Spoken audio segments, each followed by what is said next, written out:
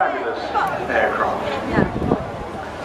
More of these built than any other flying boat type in the world. Over 3,000 in North America and a couple of dozen in Russia. Produced in both flying boat and amphibious versions, the difference being, of course, therefore, that the amphibious has wheels as well. And during the course of the display, you'll see those crews of this aircraft claim 2 of the 4 Victoria Cross medals awarded to Coastal Command crews. And after the war, surplus Catalinas, there you see now on this pass the outrigger pontoon floats that helped to stabilize the aircraft when, in the last Flight Pass magazine, there was a feature on the Catalina and an article on one of those VC winners, John Cruikshank. He was one of the Coastal Command Catalina pilots awarded the decoration, and believe it or not, is still alive at the age of 104, and is the last surviving World War II VC Hawker. The co-pilot today, Jeff Boyling himself, is planning a trip to those blister windows as the aircraft comes by on this pass. Never really took off as a major business, but it has provided a fantastic opportunity for passenger flying to enable them to enjoy not just the vast area inside the fuselage, but of course also to get a fantastic view outside as well.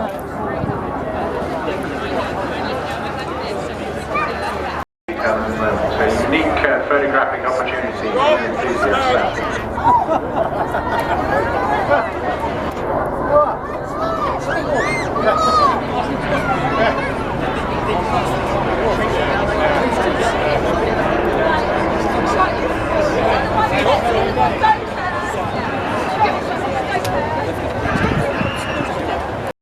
They will be breaking formation and going into their individual routines, initially with the WASP. Now I mentioned Navy Wings a few times, and now that is a charity that has been supporting the Royal Navy's aviation heritage for many years, but has transformed with the utilisation of the collection into the relatively new form Navy Wings Heritage Prize, taking on the role to have a seapart.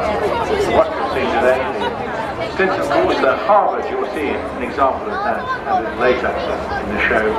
A Tiger Moth, a Seahawk and a Sea Fury, as well as 2 chipmunks they use for training.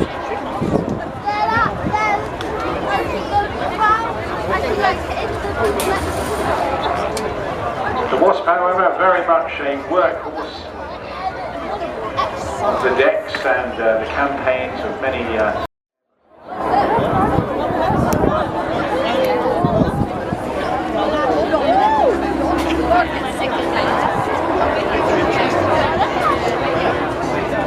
wouldn't expect that to be more than 70 years old. It's called a Sea Scout, primarily because it was developed alongside the Army Scout.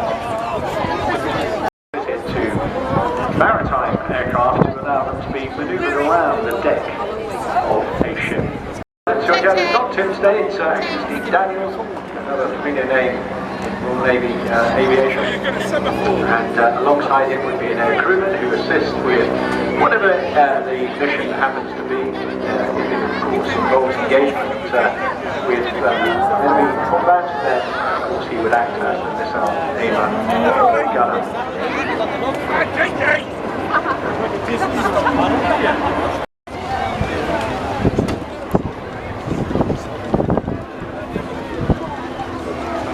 And being a maritime helicopter, as they all are today, the WASP has folding elements, both the tail and the main rotors, to enable shipboard stowage, deck securing system, negative pitch to stick the WASP to a heaving deck, and I think many of us would have seen. And there is Steve just giving you a nod and a wave. Do give all the crew a wave, won't you, boys and girls, during the course of the afternoon.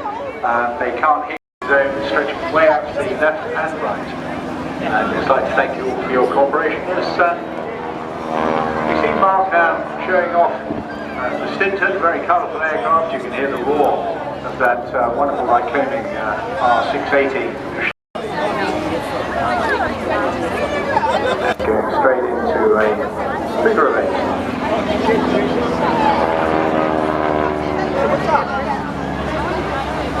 8.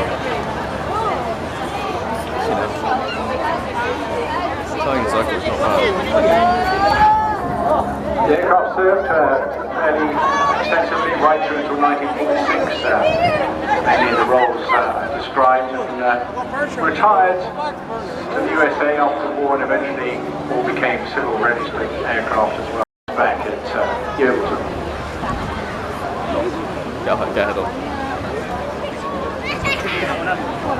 Doesn't do a great deal of display flying, so it's really pleasant to see this lovely aircraft here with us today.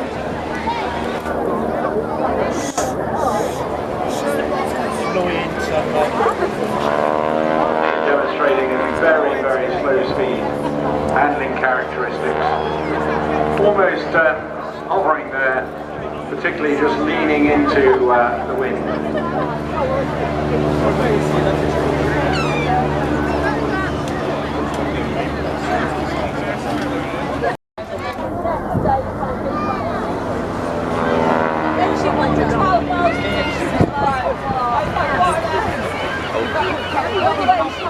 Come on, let's go.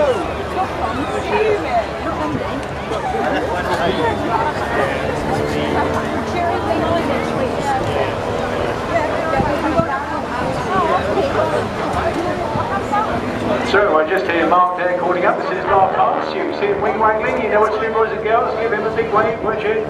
Yeah, he's come up with this very, very graceful machine. All the way from 20 knots and about 100 feet. Ladies and gentlemen, please welcome the Royal Navy Black Cats. Woohoo!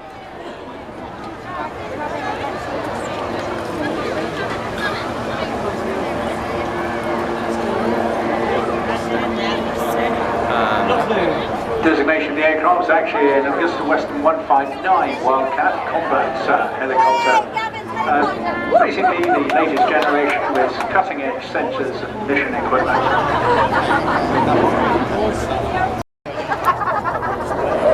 Sorry, girls. Using a lot of the power, speed and dynamic energy to pull through various wingovers there. Coming back now into a more stable position. Slowing the helicopter down. Similar to the use of the Wasp, the Army have their own version of this in a slightly different laws. Of course, theirs is primarily in target acquisition and reconnaissance and surveillance operations. They work very closely in advance of the Apache aircraft deployments. But now the crew, they're charged to give you a little nod. They're coming in stable hopper and they will now go into what we call a rearwards transition, going up, giving you a little bow. You know what to do, don't you? They can see a lot of you, and great chance to give them a little wave as well. To go up as high as you can before departing to avoid smaller on fire. So very handy clearance and reconnaissance turn as well to clear the air and the space above and below you.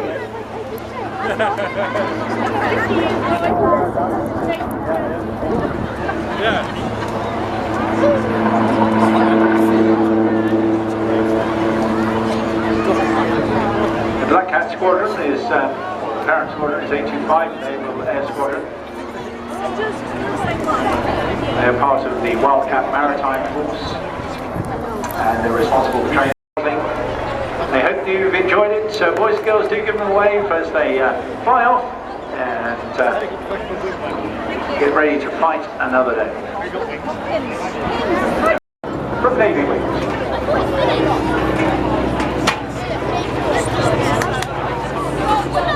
7.62 machine guns. Putting up now into a graceful barrel roll and really, really stretching it out as well. That is just glorious. And of course, what he's doing, he's carving the shape as it is going around the outside of a standard large beer barrel. Push there, straightens the aircraft out and then rolls it through 180 degrees back into a straight line. Very shortly we'll be pulling up into a loop. Here again, just look, it's just wonderfully graceful flying. There's nothing harsh, just very, very gentle on the controls, just using the energy that he has in the aircraft itself.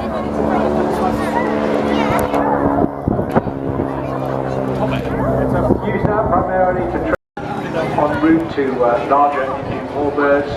It's a little heavier, and of course the piston handling as well, invaluable as a training and assessment vehicle.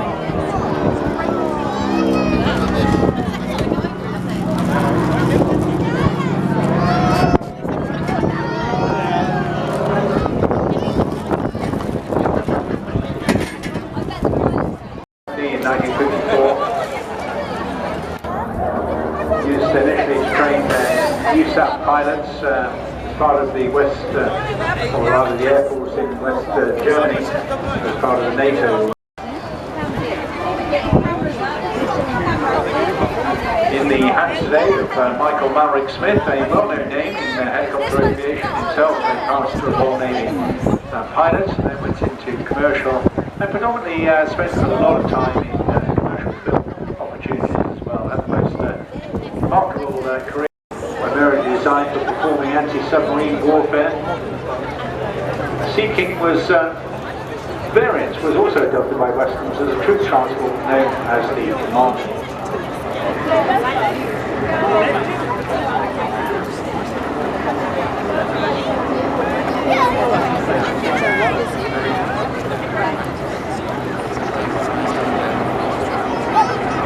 A real workhorse of a helicopter. Well, all sorts of little additions. The wind screens of these can be jettisoned to allow the crew to escape in an emergency. Usually flown by two pilots, but can be single-handed as well. And crew including the winch operator and the winchman at the same time. So 4 crew generally speaking in the entire crew on a mission. Regularly seen often with the RNL micros in hand as well. Sadly none of that today.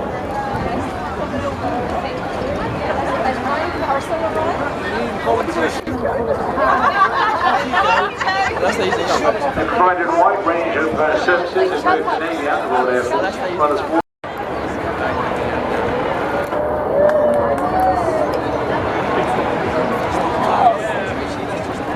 Very stable, and I see him doing a few acrobatics himself on the end of that winch line as well. Very amusing stuff. And the winchman also had the ability just to adjust very, very minutely, about 10% worth of the control function, just to finally pinpoint the helicopter over the rescue candidate.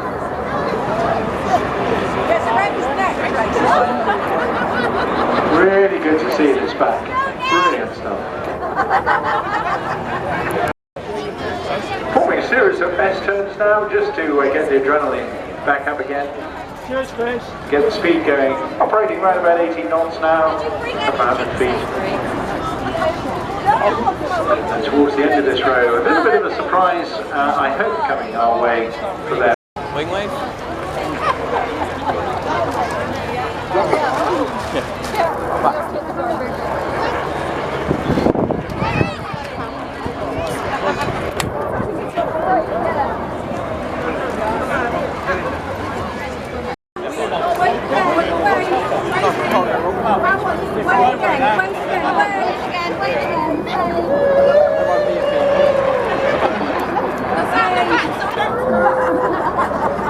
You're not allowed to do that.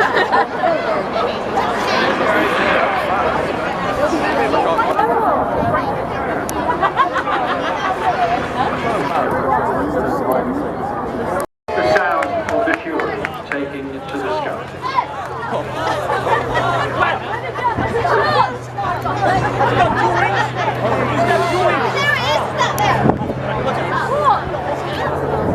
Real meaty machine here. The British aircraft, the last propeller-driven fighter, was in its sea gaze to serve the Royal Navy. This one, however, rather different. Fury. fair, if I was... This one I mentioned unique though because this was built as an ISS, an Iraqi single-seat Fury for the Iraqi Air Force. Our contract was 60 aircraft. This one, number 315, 15th capacity production. Used during the Korean War in the 1950s and also in the Bay of Pigs invasion of Cuba. Next week we're going. 91. Just see the speed and thrust from this machine.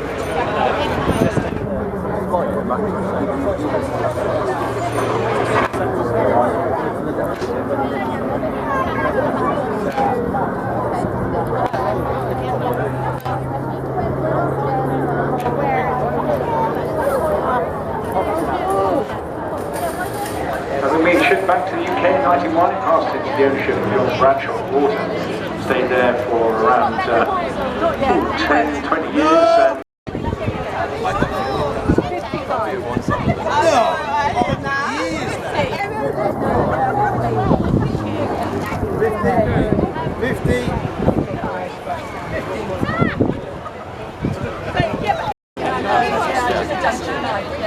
Straight from up here.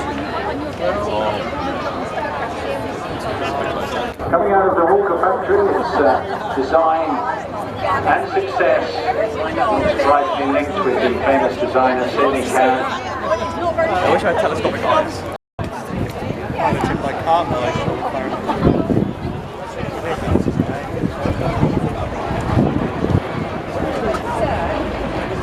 And a little rock there from Mark. I'm not sure whether that is his departing fighter or not.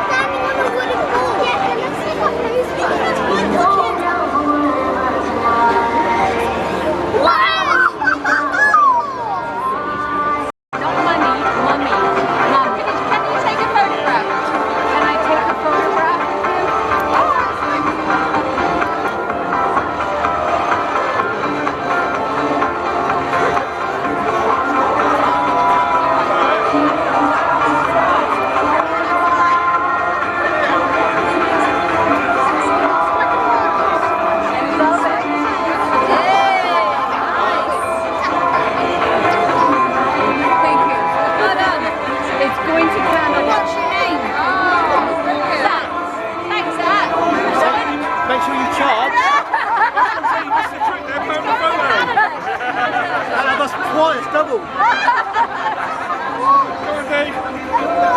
Expecting and around about 1/2.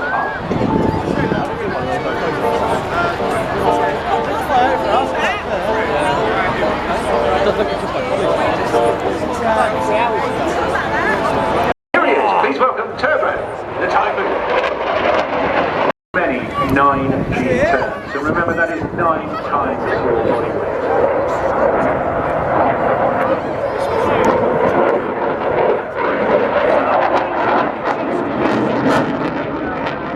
What he calls a double corkscrew.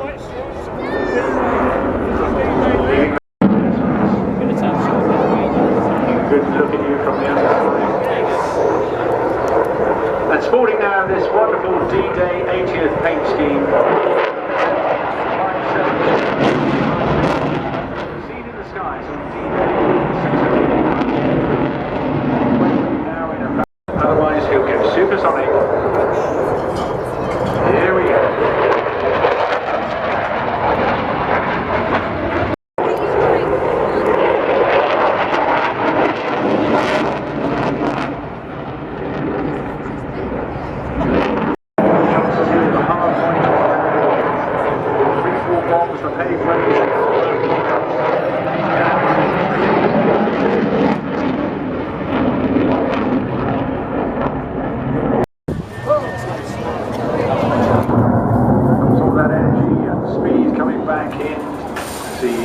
The weight of the jet assists bringing the speed back up again.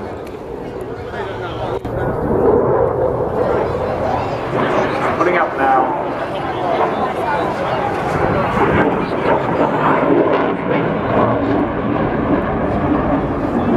G coming on. And thrilling stuff indeed. You're enjoying every minute of it. It's good to see Red 10 just arriving. Fantastic news. Halfway through this display now. Just remember all the amazing amount of activity that coin combat. And one of its primary missions was as a forward air-controlled aircraft. Carry up to 3 tons, I should say, of external munitions, internal loads, paratroopers, stretchers, that can loiter for 3 or more hours without using any catapults or arresting wires. It's also designed to take off and land on unimproved sites, rolls, fields, strips. Dunk as well. Various tracks, a very, very rugged aircraft. You see it's got very good responsive, excellent handling qualities. Can fly up to 5.5 hours with external fuel tanks on. And the cockpit, as you can imagine, as well. Buy them here. We introduced them. I was going to say they'd be perfect for Afghan.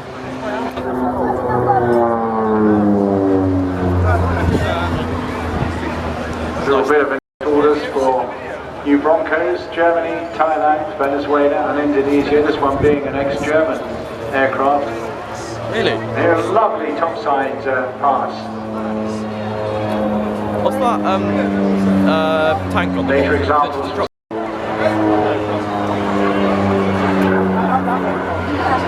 And I believe hearing the other aircraft in the background, that as well from Portsmouth. So please welcome this unique D-Day formation from Dutchman.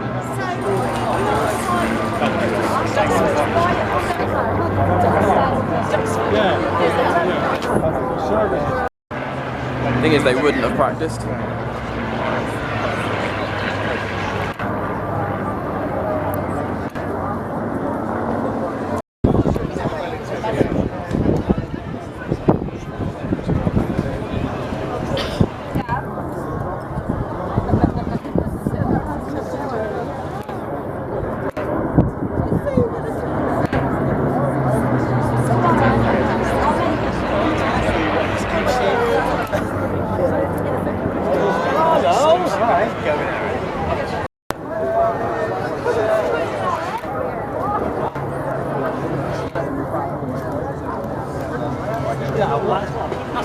One last pass to come up in formation before splitting.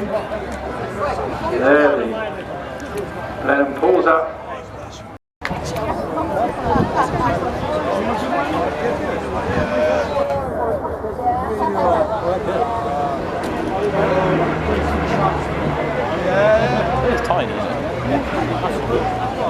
Where are they? I was going to say that. Oh, they're going to do a tail chase, alright.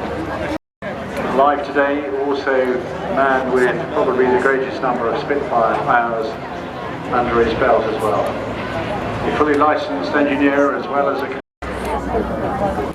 real commitment, and was responsible during COVID, you may recall, a Spitfire with thank you NHS being emblazoned. Now, keep an eye out for the fighters.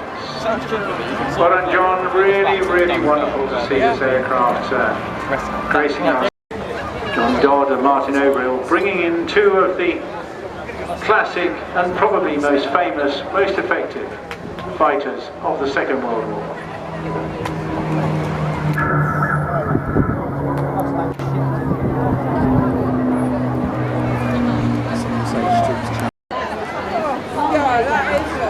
And Cadillac in the skies.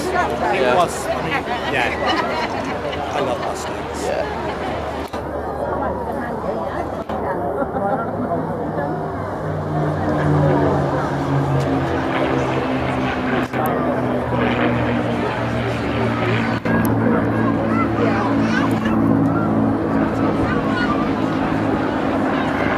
Most fantastic sight and sound. And then I'm guessing Mustang is slightly earlier.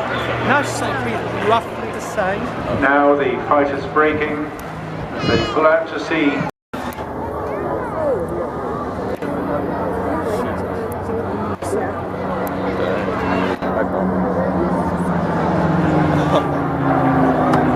You'd be reassured. Forming a tail chase. You just taken out a German guns and you turned around there was a P-51 itself was not an instant success. It was designed for the British in just 120 days to meet their urgent requirement to purchase potent fighters of all time.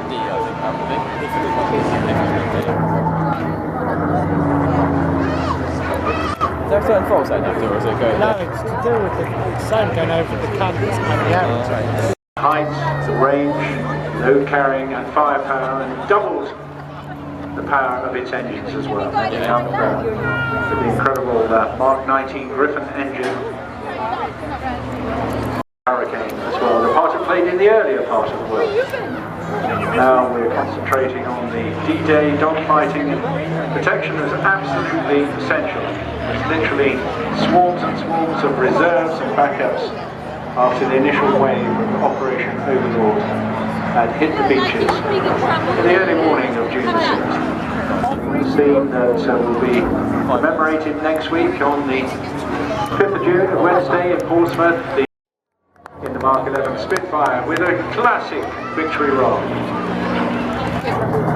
Followed there by John Dodd in the P-51 Mustang. And I think that is something we will all remember from this weekend.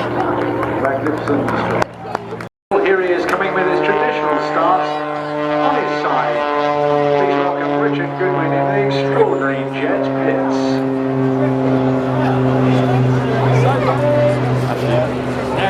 I think you'll probably go in a high energy demonstration. Imagine putting yourself into a spin dryer and selecting the fastest. With so many famous British pilots scoring well on this, but you can see now with that additional power how much extra thrust he has available. The thrust comes from using jet A1 kerosene fuel. Meanwhile, the single Lycoming 540 bangs out 1,000 pounds using just avgas. All three engines will be functioning together. You can try lots of different reasons. You can fly on just one engine, it doesn't matter which one. And of course it gives him a whole range of permutations and abilities to actually just keep climbing this aircraft with a thrust greater than 1 to 1.1. Putting it through a series of snap rolls, he gets bored incredibly quickly, very rarely flying in a straight line without putting in some activity. Down through his own smoke train. Using all the energy he can as well. Relatively lightweight aircraft, although this one is heavily modified at the same time. the wings and the undercarriage. Titanium sprung gear legs and adaptive rudder design as well for giving additional yaw control. A new carbon cowling to reduce the weight and the profile drag at the front end. You can hear them now as he uses all that thrust to keep the aircraft climbing up and up and up. He's holding it in a hold. Truly remarkable experience.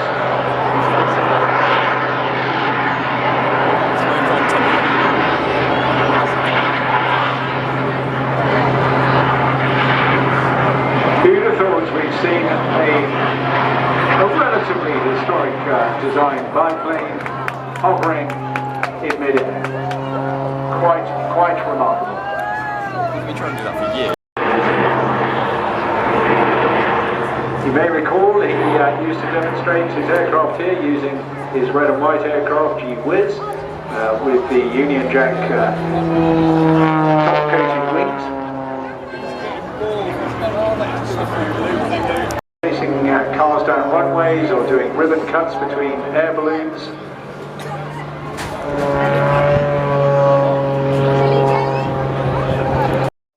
Very tight turn. Of course, don't forget, in this aircraft he has no G protection. In other words, unlike the Typhoon pilot you saw a little earlier on, it doesn't have the pressure suits to reduce the effects of G.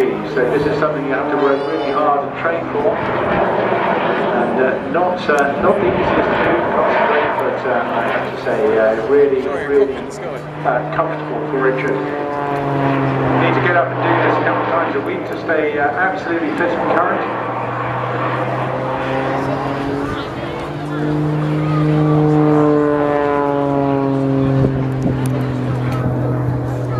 The agility just to turn that aircraft through 90 degrees. You don't see that on much else other than an F-22. And then just to hold it there, which I have to say, for this class of aircraft, has got to be completely unique in the world today. There, the gyroscopic effects using the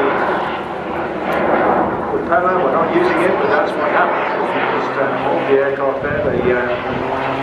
The reaction to the propeller turning. To our new 9 aircraft over, display up, pull up and play back. Alright, but here we are, it's Diamond formation.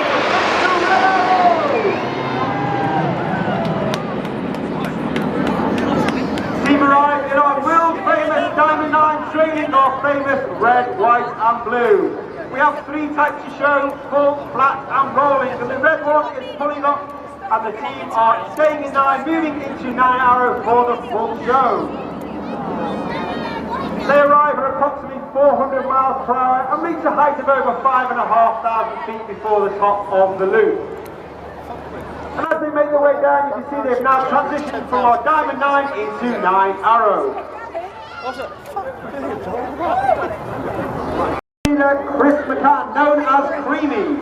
He's called Creamy because he was creamed off from training directly to be an instructor on the Tucano. After which he joined 617, the Dam Buster Squadron, flying the Tornado.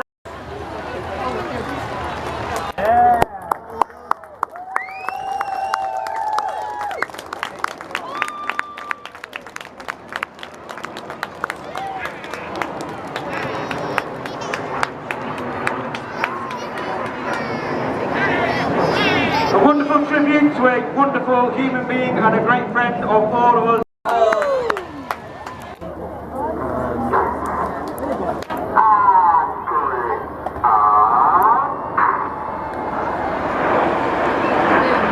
The team once again pull up from over 400 miles per hour, showing the expertise of the formation, being able to formate loop in the Concorde shape. Well, now you can see reds 8 and 9 moving to the outside, showing how good these pilots are, being able to change that formation whilst looping, and they move into signets. The aircraft slow to approximately 120 miles per hour over the top and accelerate once again back down to the 400 miles per hour before Red 1 brings the team around to the left.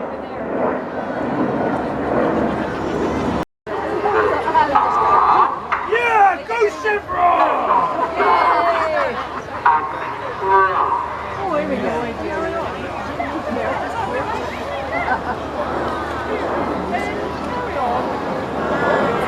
In the front row on the far left-hand side is Red 5. That's flight attendant George Hobday. George is also in his first year on the team.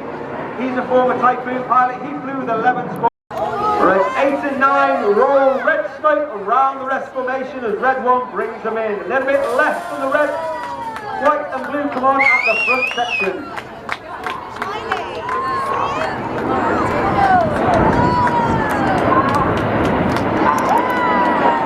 You may be able to see those aircraft at the front are flying with their air brakes out. That's the small smoke will come on as they present the short diamond from the right, the 2024 Red Arrow.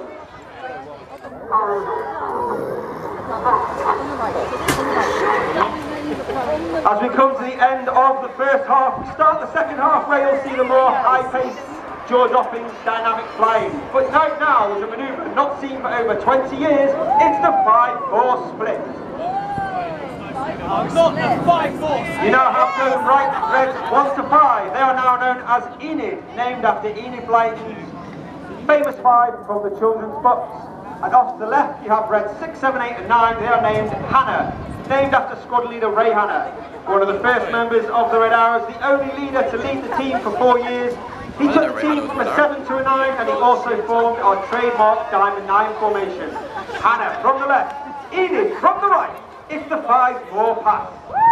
This is where Jippo starts, isn't it? Seagull! They renamed Jippo to Hannah.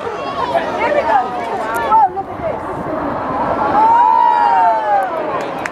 Keep your eye on Enid going to the left. The Red Arrows were formed in 19... What are we doing? Jippo break.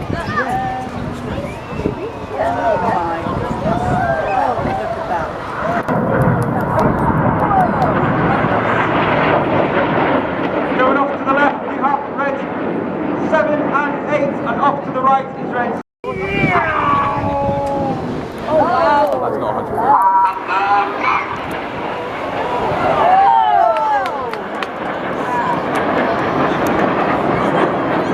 Reds 8 and 9 go vertical, Reds 6 and 7 stay in flat.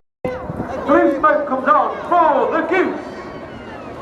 Toss me, Goose! Toss me, Goose! Red 9, Patrick Kershaw, is his third and final year of the team. He's a former Tornado pilot and Typhoon pilot. With Enid coming off to the left, trailing off famous Red, White and Blue. That Red, White and Blue is only over 400 miles per hour. He rolls to the right once again. Ladies and gentlemen, boys and girls, get your cameras ready for the Vixen vertical break. It's nice and relaxed. No idea what it was.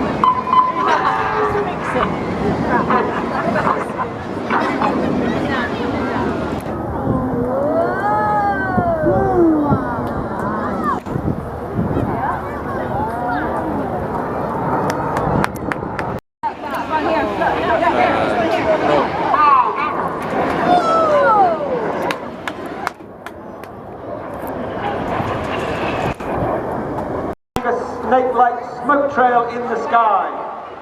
He'll then flatten the display and draw the coils in the skies, remaining flat of a manoeuvre we like to call Serpent.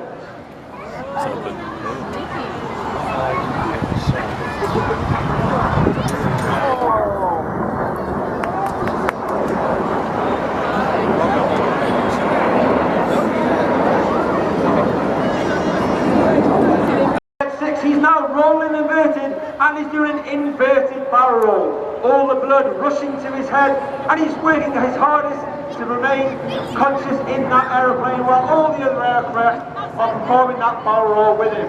Extremely hard manoeuvre for Red 6 to perform.